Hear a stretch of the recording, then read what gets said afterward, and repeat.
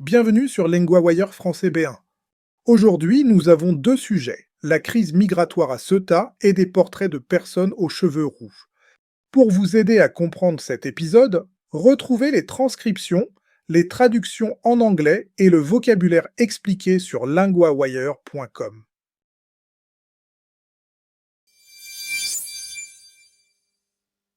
D'abord, direction Ceuta, où une arrivée massive de migrants a vite pris une tournure politique. Nous retrouvons maintenant Camille, correspondante de LinguaWire pour Société.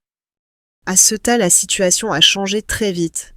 En quelques heures, des milliers de personnes sont entrées dans l'enclave espagnole, puis beaucoup sont repartis vers le Maroc. Donc le mouvement a été très rapide, presque en aller-retour, et le coût humain a été très lourd. Oui, les autorités ont parlé d'au moins 67 morts, avec des corps retrouvés en mer. Et sur les images, on voit aussi des bouées et des palmes abandonnées. C'est frappant parce qu'on parle souvent de politique, mais il y a d'abord une tragédie humaine. Exactement. Et cette crise a aussi secoué l'Europe. Elle a montré, une fois de plus, que la migration en reste un sujet très sensible et très diviseur. Qu'est-ce qui a déclenché cette arrivée soudaine d'après les journalistes? Il y a plusieurs hypothèses. Certains parlent de messages sur les réseaux sociaux avec la promesse d'un passage facile vers l'Europe. D'autres pensent que c'était plus organisé. Donc, pour l'instant, on ne sait pas encore si c'était une vague spontanée ou quelque chose de préparé. C'est ça. Et cette incertitude nourrit aussi le débat politique. En Espagne, Pedro Sánchez a critiqué certains responsables européens en disant qu'ils attaquaient l'Espagne au lieu de la soutenir. Et j'imagine que d'autres camps politiques ont aussitôt utilisé ces images. Oui, très vite. En Italie, la droite dure a partagé des images de migrants courant à Ceuta avec un message politique. On voit bien comment une crise locale peut devenir un outil dans la bataille politique européenne. C'est vraiment un exemple de crise migratoire qui dépasse la frontière locale. Oui, parce qu'ici, il ne s'agit pas seulement de contrôle des frontières, il s'agit aussi de peur, d'image et de la manière dont les réseaux sociaux peuvent accélérer une crise. Merci Camille. Ensuite, un sujet plus visuel, mais avec une vraie idée derrière, des portraits de personnes aux cheveux roux. Nous retrouvons maintenant Julien, correspondant de LinguaWire pour Culture. Oui, et derrière ces portraits, il y a presque une enquête personnelle. Le photographe Kieran Dodds travaille sur les cheveux roux depuis plus de 10 ans.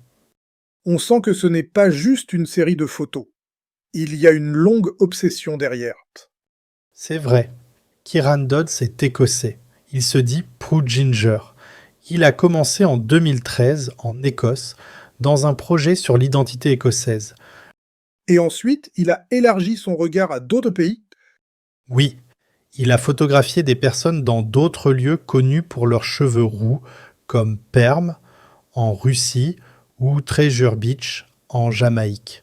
Son livre de 2020, Gingers, couvrait déjà le monde entier. Mais il a ensuite remarqué un manque, c'est ça. Exactement. Après la sortie du livre, il a dit voir un grand manque dans son travail. Il n'avait presque aucun citoyen américain. Puis, selon lui, des gens ont commencé à le contacter. C'est intéressant parce que là, le projet change de taille. Il passe d'une série personnelle à quelque chose de beaucoup plus large.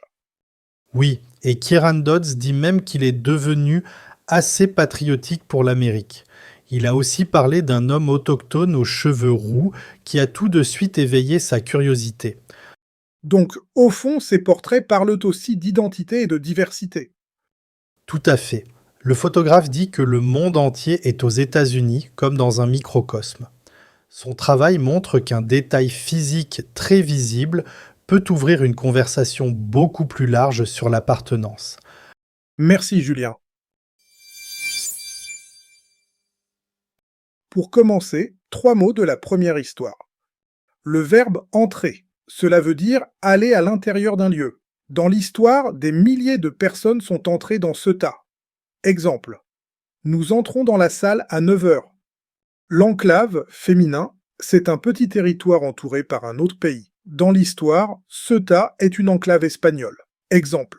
Cette enclave est connue pour sa position particulière. La frontière, féminin, c'est la ligne entre deux pays. Dans l'histoire, on parle du passage vers l'Europe et du contrôle de la frontière. Exemple. La frontière est fermée la nuit. Maintenant, un point de grammaire, sont entrés. On utilise le passé composé avec être pour parler d'une action terminée au passé avec un sujet féminin pluriel. Des milliers de personnes sont entrées dans l'enclave espagnole. Les personnes sont reparties vers le Maroc. Répétez, sont entrées.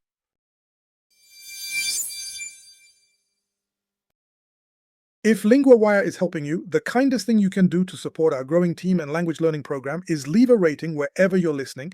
It's how other learners find the show. And if something could be better, tell us through the feedback form at linguawire.com.